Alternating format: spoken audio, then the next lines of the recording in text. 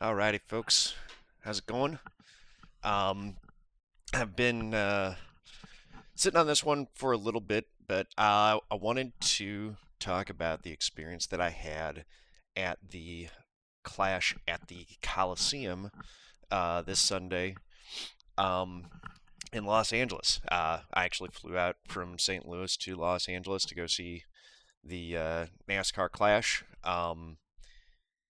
It was in a word, amazing. I've been, thinking about it and processing the whole event. And I think I can definitely say that it's probably the best live event that I have ever experienced. Not necessarily the objectively the best event. It is the most fun that I subjectively, personally, have had at a live event ever. Um, a big part of that, obviously, is because I'm a huge NASCAR fan. Anyone who follows my channel knows this already. So, having a NASCAR race that is also a fun event is going to, any NASCAR race is going to rank very highly in terms of what's a fun event for me to attend. Since I've been a NASCAR fan my entire life, I love the sport, love auto racing in general. It's just anyone who's attended a NASCAR race and likes the sport knows that being there in person, the energy, the sounds, the smells, the just talking with other NASCAR fans about what's going on, enjoying big moments, having everyone react at the same time when someone gets spun or when there's a dramatic moment and everyone points and like, oh, look at that. Having like sharing that collectively together. That's that all of those things are parts of the live experience that make it a lot of fun. I think that all of those were amplified and made better by having the event set inside of a big football stadium. The Los Angeles Coliseum is an epic venue. It's beautiful. You've got the big torch. You've got the just classic architecture where it just looks amazing. I'm sure I would have a similar experience attending Bristol because seating at Bristol is similar to seating at the Los Angeles Coliseum, where it's a big bowl and everyone's surrounded and stuff like that. Um, the other things that made this a really smash hit for me was that it was the first time that I've been at a NASCAR race. And I've been at NASCAR races at Fontana, at Las Vegas, at Kansas. I've been to Truck Series races at Gateway, as well as IndyCar races at Gateway. So I haven't been to a ton of different places, but this was the first one that I felt was really an event that was presented and put on for all Americans. America is a very culturally diverse country. We refer to ourselves as a melting pot. Within the cultural diversity of America, NASCAR has always existed in the larger cultural mindset as being a southeastern sport that is largely designed to appeal to white conservatives. That doesn't mean that, well, white conservative men probably specifically, if we're being honest. Like, it doesn't mean that all race fans or all NASCAR fans are white conservative men. It just means that the overall tone and the atmosphere of the show kind of exudes and is a product of that cultural mindset. It was in my lifetime, it's the only sporting event that you can go to where you're going to see for a long time at least, where you're going to see Confederate flags. There were Confederate flags when I went to races in Fontana. There were Confederate flags outside and inside, or outside at least in the parking lot and stuff like that when I went to races at Kansas Speedway. Um, I don't remember if I saw one at Vegas or not, if I'm being honest. But you know, there's that, and I'm not saying that that's necessarily a problem with it, but when you're trying to expand your sport and welcome new folks in, that is a barrier for new fans to attend who might be interested in the racing, but aren't necessarily in engaging with other aspects of that cultural subset of American culture. Um, so having this event at the Clash, the entire event just had a different feel. Yeah, there were a lot of corporate sponsors and stuff like that, but they were relatively neutral sponsors for the most part. You know,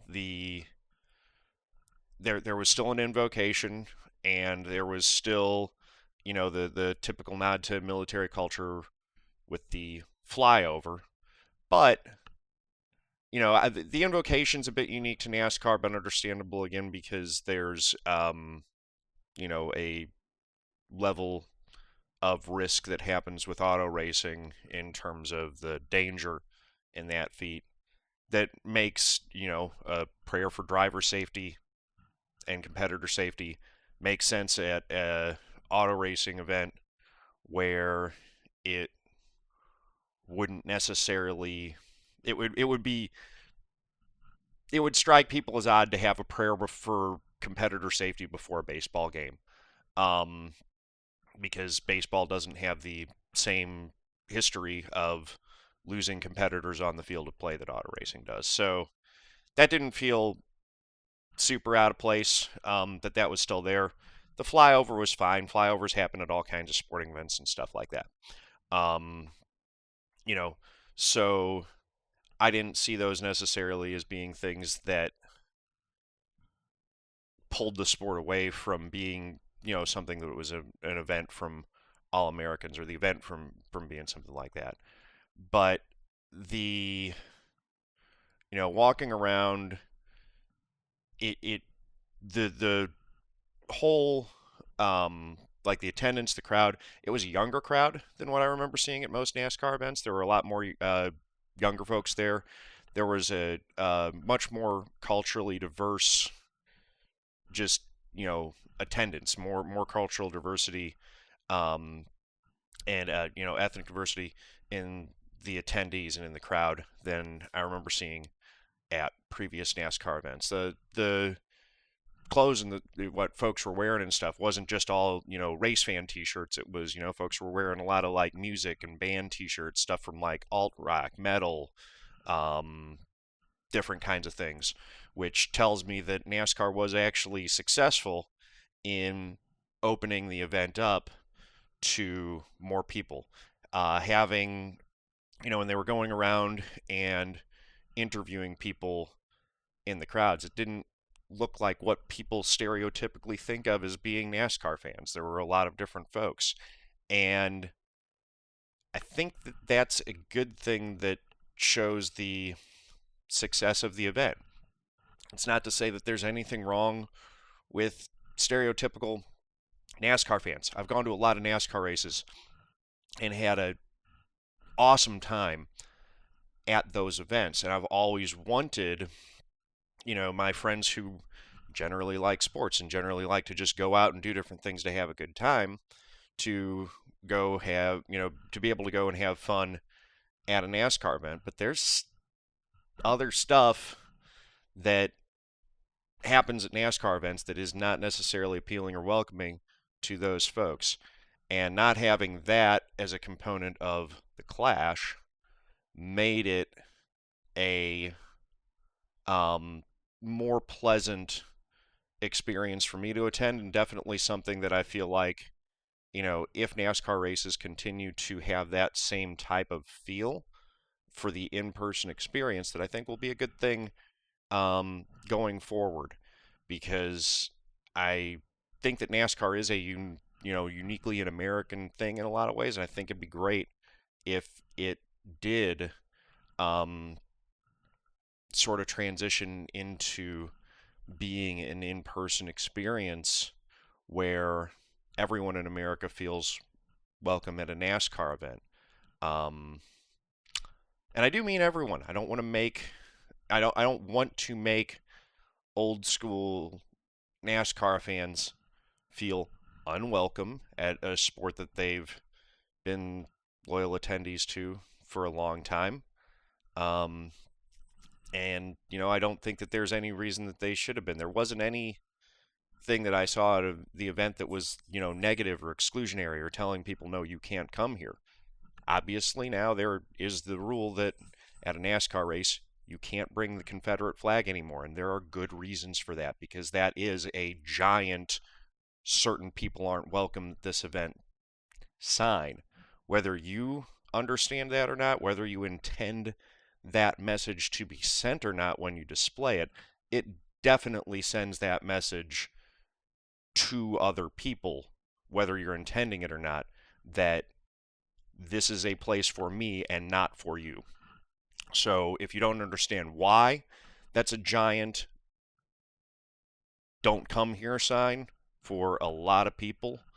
I think that there's a decent amount of good research that can be done into understanding their perspective and why that flag evokes that kind of reaction and is perceived that way. That's not really what the subject of this video is about. I may do a video where I delve deeper into that subject and more in depth, because I think it is important for us, particularly in the racing community and the NASCAR community, to continue having that discussion. Obviously, banning it doesn't end the discussion.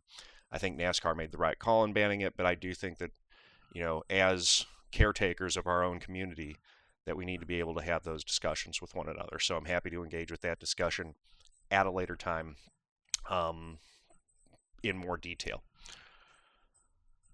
The race itself was a good short track race. It wasn't great. It wasn't sensational. It wasn't, it didn't have, the Days of Thunder finish with two guys, with Kyle Busch and Joey Logano knocking off of each other's doors and wrecking each other and all ending in a pile of smoke where it was a photo finish and we didn't know who won the race.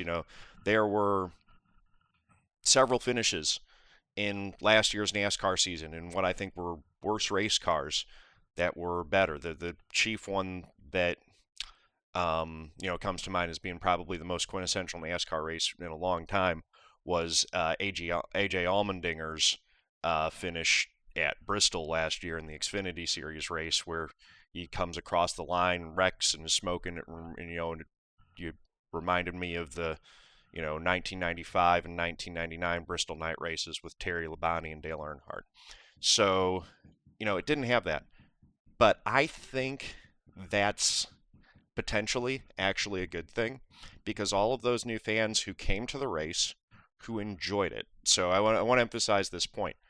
There were a lot of new fans there. There were a lot of people who clearly didn't look like typical NASCAR fans who and the statistics show, there was the report that was released that said that 70% of ticket sales went to people who had never purchased a ticket to a race, not just to a NASCAR race, but to any race in their lives.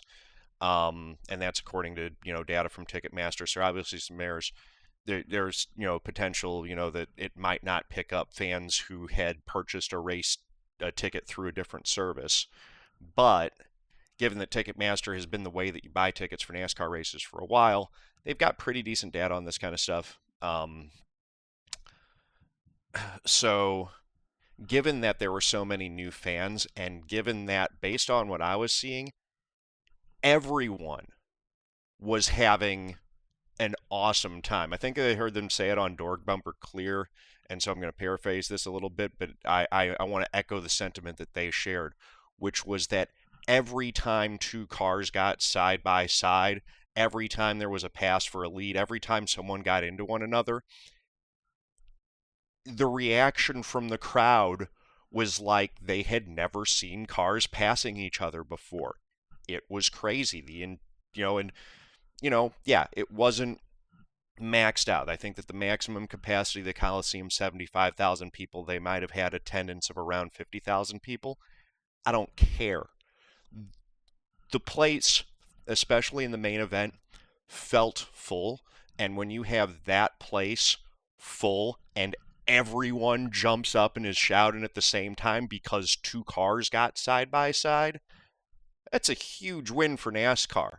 That means that it didn't require a sensational, historic finish that you're only going to see once every 5 or 10 years to get this crowd excited.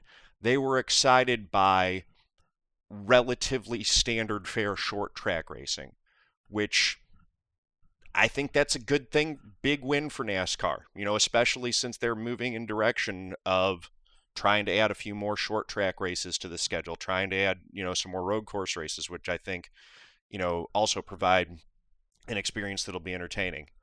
I do agree with, some of the sentiments that were, or some of the concerns raised by NASCAR fans that, or by some of them, folks who are more lukewarm on what the takeaway from the clash is. We're saying, which is that if those fans show up at Auto Club in 2 weeks and they see a much different style of racing, they might be turned off by that. I agree, but Auto Club is in the process of being converted into a short track.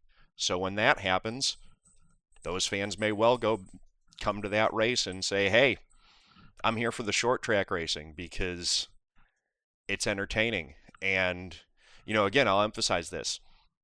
The race was a fairly standard short track race. It didn't have some sensational, amazing thing that made it unique, but an audience that was comprised largely, probably at least 50% or more of new NASCAR fans, folks who were seeing their first race in person, loved that product. And the fact that what they loved was fairly standard fare for a stock car short track race, I think that's a good omen. That is a good thing for NASCAR, that it didn't have to be something spectacular out of the ordinary. That they were able to get their product in front of a bunch of new fans, and those new fans liked what they saw, and what they saw was a fairly honest representation of what NASCAR can repeat in terms of the at-track experience at a short track. I think that NASCAR should continue looking to expand and add more short tracks to the schedule so that they can continue adding a product that new fans to the sport clearly like. I want to talk a little bit about the flow of the event and how my experience went. I went with one of my buddies, someone who you guys have heard spot for me on some of my videos in the past. Teammate of mine, friend that met through iRacing, Nate Jurgensen. Awesome dude. So the two of us went down to the track. We planned on getting down there a little bit early at 11 a.m. so that we could go check out the souvenir stuff and have some time before the heat racing started at noon. We got there because of traffic. We got there around 11:15. Get in there, and already, it looked like the place was pretty packed. We're walking around, and there's a big crowd of people outside the stadium at 11:15, 45 minutes before any racing's going to happen. We're walking around, checking out some different stuff. Again, they've got the different team haulers are there. iRacing was there with the rig set up, having folks try out the track. There was a concert going on with a pop star who I didn't even recognize who it was, but doing a pop show and stuff like that. We get to our seats. We watch heats 1, 2, and 3.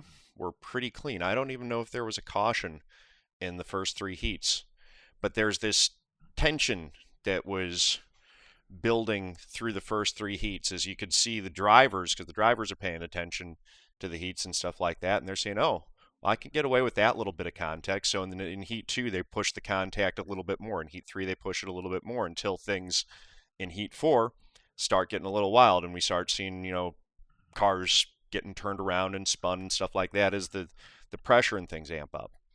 The last chance qualifiers, the pressure ramps up even more because, from the heats you had 4 drivers to each transfer from the heats. Then from the last chance qualifiers, you had only 3 drivers. So you had pressure and drama building, and because we're sitting in the seats, we're not watching the TV broadcast. We can pick where to watch. We can watch the battles, and you've got in the audience, you've got experienced fans sprinkled in with new fans. So the experienced fans are pointing out and getting excited, and pointing at, making big gestures and we're pointing at what the significant things are to pay attention to. So the new fans know where to look and know what to pay attention to. So everyone's getting into it. Everyone's following the battles for the transfer spots and things like that. And when we get to the last chance second, the LCQ2, which was where, has been discussed a lot on Twitter. Ty Dillon was running into everyone. You had all the stuff with Austin Cindric. You had the stuff with the 2311 teammates, Bubba Wallace and Kurt Busch getting into each other. Whole lot of drama in that final LCQ.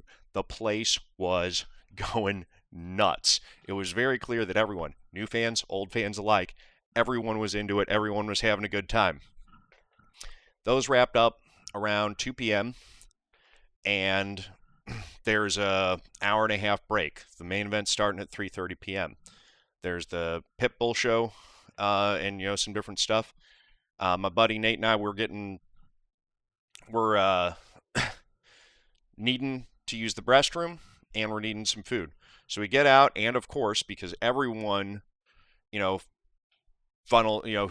who's there for the racing funnels out of the stadium at that point. Obviously, if folks were really interested in seeing the Pit Bull concert portion of the show, they're staying there. I like Pit Bull. I want to say this first and foremost, but I was there for the race, not for the Pit Bull concert. So if I had to pick which one to miss, it was going to be, no offense to Pit Bull, I was going to miss the concert and make sure that I was in my seat for the racing.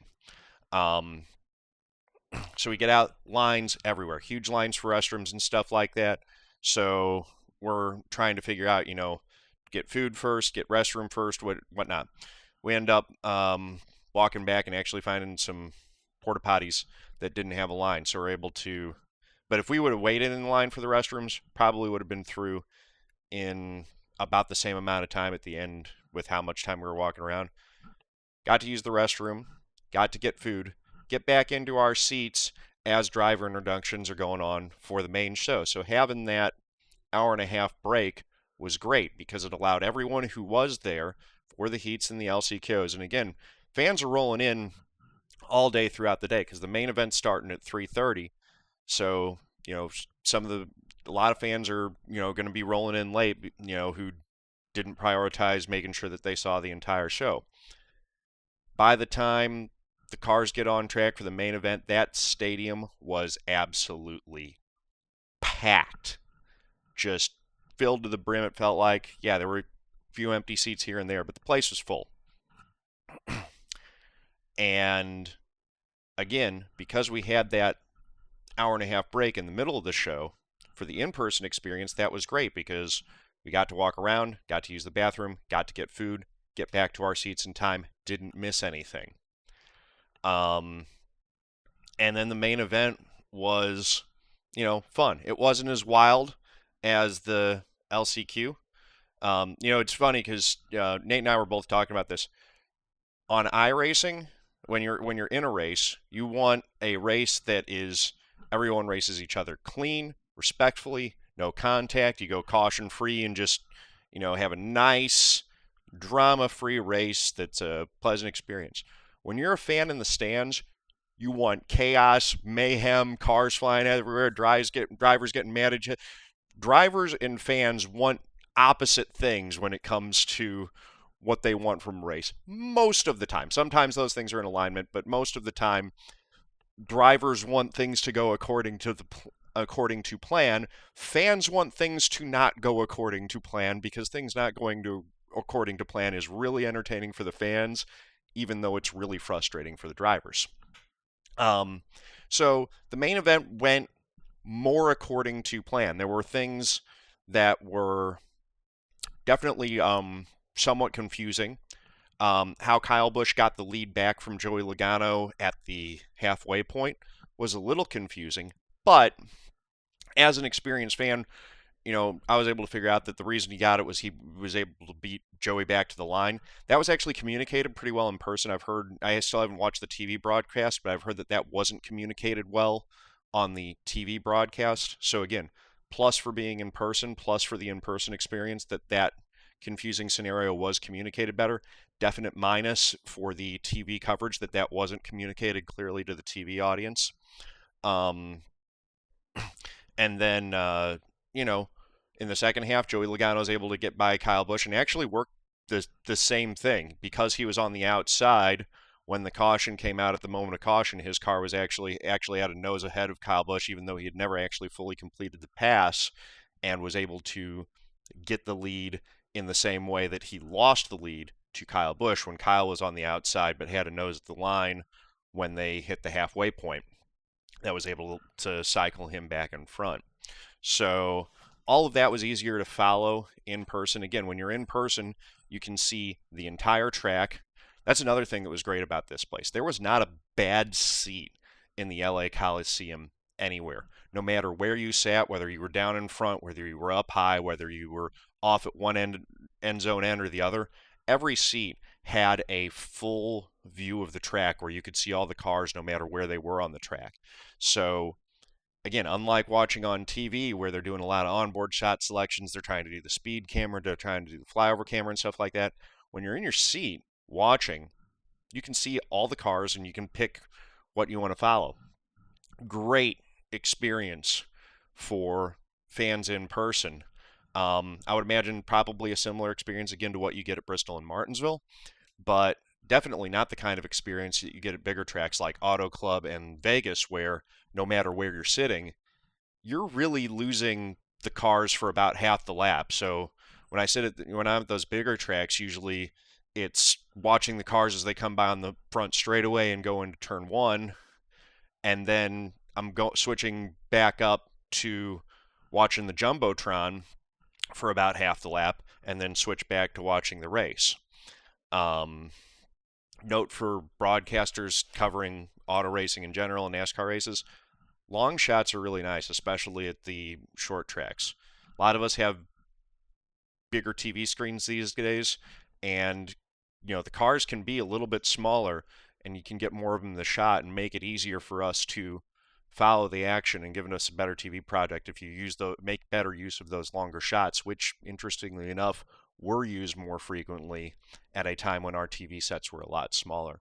So that's definitely a broadcast note that I would have, that using long shots more frequently that show more of the cars so that we as fans can, follow the action a little bit better, would help to translate the product of what's going on track into our living rooms better. So hopefully broadcasters of our sport take that to heart and work on, take that note to heart and make those improve what I think would be an improvement to their broadcast product.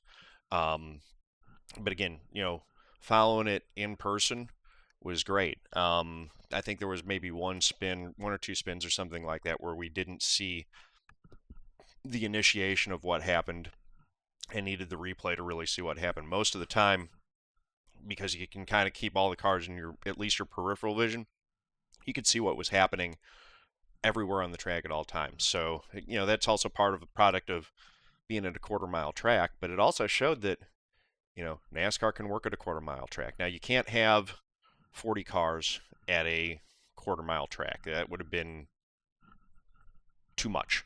But up to 24 cars on this track worked. It was kind of cool to two things were really cool that were unique to this. One was seeing the cars come out of the tunnel from outside the track and enter the stadium that way. That was cool. The other thing that was cool was because there was no actual pit road. There was just sort of an open area in the middle of the track. Watching the cars, like the wounded and abandoned vehicles from the attrition that we had in the main event, accumulate in there throughout that main event race was pretty cool. So I enjoyed that. Uh, Yeah, so again, in conclusion, I think NASCAR has a smash hit here with the new Clash format. Definitely from the in-person experience. This is something that I think that there's a lot of stuff that they can take from this. Um, you know, pairing the show with musical artists that are relevant to the pop culture of America, uh, I think is a good thing. Having the branding of the sport be generally recognizable. Yeah, it's still a lot of corporate sponsors, but generally recognizable sponsors as opposed to it being a whole lot of, like Bass Pro Shops, NRA type stuff that, yes, it appeals very much to a cultural subset of folks who, where there tends to be a lot of crossover with existing fans, but that stuff's not appealing to most of the rest of America. So having an event where that is either not present at all or at least diminished helps, I think, for NASCAR. Um, the pageantry and the event experience, all of that plays into that. Um, so, you know, and looking at this idea, of even if it's not putting a track into, I think that the Coliseum is the only stadium that's big enough to actually house a quarter-mile track like that. But I think that there are some baseball parks and some soccer fields and things like that around the country that are big enough, and around the world that are big enough that you can put, NASCAR has something here where they've shown we can come to your town, put a track down, pick it back up, and make that work. That's a way that they can bring NASCAR to people's backyard and give them something that they've never seen before. It's a great way to introduce the sport to new fans. And again, they don't have to do that model. That's just an option that they have now that they didn't have before. But also, they can bring this to local short tracks. These cars they've shown can run at a much smaller track than NASCAR has run at in a very long time. And they can put on a really good show. Uh, that, I think, opens up the possibility to bring NASCAR to a lot of areas that NASCAR hasn't been going for a long time. I think that, and put on a really good show. The in-person experience again was awesome, and with that in-person experience, what I think that you get from this is a lot of these folks who attended their first race and had a good time. If I'm going to something new that I've never experienced before and I have a good time attending it, I'm going to get interested in it. Not everyone. They're probably not going to have 100% fan retention. You never get 100% out of anything. But I think a significant portion of those fans that were there, that saw all the signs like, hey, in 2 weeks, in a couple weeks, we're going to be at Fontana. Next week's, in a week's time, 2 weeks time, the Daytona 500's coming up. I think that some of those folks are going to be like, hey, I had a good time. I'm going to go on the internet. I'm going to look up some more about, find out what this thing that I just had a lot of fun at is about. Oh, the Daytona 500, I've heard of that. That's in a couple weeks. I've heard that that's their biggest event. Maybe I'll tune in and watch some of that. Even if I don't watch the whole race, maybe they tune in and watch the final stage, tune in and watch the finish. That's how you slowly bring people along, make a good first impression, give them a good first experience, and then you can bring them in. That gives you something to build off of, where you can get them to start coming back. I think it's a good direction to go in. It's the first time in a long time that I've felt like NASCAR has a potential to grow from its spot. We've been going through a real tough time as NASCAR fans, where our sport's been shrinking and it's not been fun. This one, it feels like there's a lot of positive energy coming out of this event. I think there are a lot of reasons for us as NASCAR fans to feel good about the health of our sport. Obviously, there are still things that can be improved and worked on, but I think that this positions NASCAR to potentially be in a healthier place to grow from than it's been in a long time. And so I think we should feel good about that.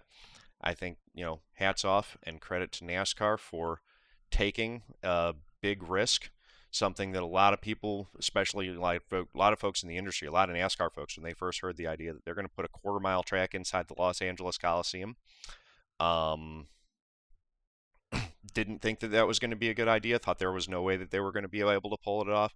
That they pulled that off this well, this successfully. The whole event actually ran really well. There were a couple of technical issues with the audio that happened. There were some times when microphones, especially like during Grand Marshal introductions and things like that, were where some things you couldn't hear whoever was talking at the time and stuff like that. And it also sounded like to me that there was a feedback issue where the engine sound was coming back through the microphones and playing back through the speakers, so that those engines, which I gotta say, the engines on the new cars sound amazing. They sound phenomenal. But, and this is a but, um, they were really loud, like oppressively loud, once you got 24 of them on that tiny little track at the same time. And I think that part of the problem with that was that they were having a feedback issue where the engine sound was actually feeding back through the sound system and making them even louder than they were. When you had 9 to 12 of them on the track at the same time, they sounded like car engines that were really loud. When you had 24 of them for the main event, it didn't sound like car engines anymore. It just sounded like really loud noise that actually hurt. Like I don't generally have to plug my ears at a race, and I'm fine. This one I just had to plug I actually did have to put my fingers in my ears and plug them up because it was just unpleasant. So y'all can call me a weenie if you want on that one. Probably, in hindsight, it probably would have been better to bring some ear protection. I haven't been normally when I go to tracks because usually, it's big open air and you're far enough from the cars. And again, in the, past few times I've been at a track, I think they've been a little bit quieter, so I haven't needed it as much. So know that going, um, that's something that to know as you attend events this year with this new car, they are louder, or at least they sounded louder to me. Part of it was the acoustics of the stadium, but and that's something that NASCAR may have to look into and potentially address as they continue to try to open this up and make this a place that is welcoming to new fans, and maybe not. It's kind of you get some cool points for having an event that's where you're going to watch stuff that's so loud that you actually need air protection. You get you can go brag to your friends like, oh yeah, man, it was so loud you have to have your ears covered. But on the flip side of that, the extra barrier that's added of an event that, hey, you might get hearing damage at this event if you don't protect your ears, could be a turnoff to some folks. I know that the thing is that we're already running these motors with restriction anyway with the tapered spacers, so they could probably do something where they open up the tapered spacer a little bit and add a little bit of a muffle to the sound so that they still sound really loud, sound really rumbly and throaty and like that rumbly throaty V8 engine that we like, but are not as oppressively loud as they are currently when you have 24 of them in the LA Coliseum or 40 of them at a bigger track. I don't know if it's going to be necessary. It may have been because there was sound feeding back through the sound system, or it may have been just because of the acoustics of the way that particular stadium worked. But that may be something that NASCAR ends up deciding that they want to address at some point. I've said a lot of different thoughts on this subject. I invite those of you who have made it all the way through to comment down below and share your thoughts.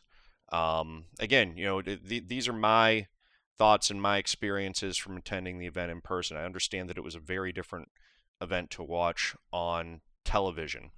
And that television component is a big part of it. And NASCAR does need to make sure that they continue to make that TV experience a really good experience for the fans watching at home. It can't just be for the fans who attend in person, because let's be honest, if you're a NASCAR fan that's lucky enough to have a track nearby, at most, for most people, especially if they're trying to bring in folks West Coast Mountain time zone, at best you've got two races that are truly close to you. If you're in the Charlotte area, there are a few more tracks that are within reasonable day trip reach and things like that. But you know, no, that still puts the majority of the NASCAR schedule, unless you're willing to do a whole lot of travel, as a sitting at home watching on TV experience. So since as we acquire new fans, the majority of them are going to be watching on TV. So making sure that that TV experience is really delivering and giving fans who are genuinely showing an interest in the sport um, the information that they need to follow the action and have an enjoyable experience watching at home is really critical and important. So I hope that that continues to be improved, because I definitely see that as an area of improvement. Again, I didn't watch it. I've watched a few of the clips and things like that, and I agree with some of the sentiments that the camera shot choices that were made, and then some of the issues that I've heard people complaining about, where the things weren't communicated clearly on the TV broadcast. Those are things that can be cleaned up. I hope they are cleaned up. But from an in-person experience, this was a smash hit. This is definitely, I think, a great first impression for new fans, folks who had never been to a NASCAR race before. It's something that, because they had a good experience, I think there's a good chance that a lot of them come back and either attend another race or start, at least following the sport more and watching some more tuning in. I think that there's a good chance that they tune into more races on television than they would have had they not attended that event in person.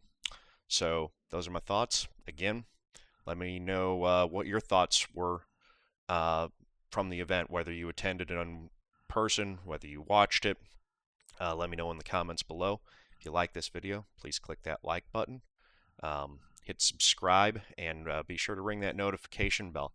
I know that 50% of you that watch my videos aren't subscribed, so be sure to hit that subscribe button, or whatever it is. I don't even know. I haven't checked in a while. Last time it was around 50%. Anyway, do that. I stream iRacing live on Twitch, twitch.tv/John Theodore Live. Please go over there, check that channel out, hit the follow button. Come hang out sometime when I'm streaming live and say hey in chat. I will say hi back to you.